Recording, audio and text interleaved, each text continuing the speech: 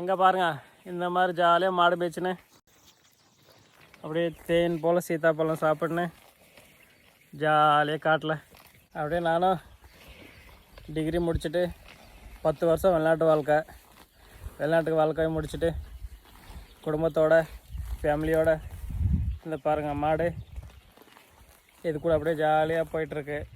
இதுதான் இப்போ என்னோடய வாழ்க்கை, என்னோடய லைஃப் ஸ்டைல். வெளிநாட்டில் இருக்கும்போது காசு மட்டும்தான் பார்க்க முடியும், அந்த எந்த ஒரு சந்தோஷமும் பார்க்க முடியாது.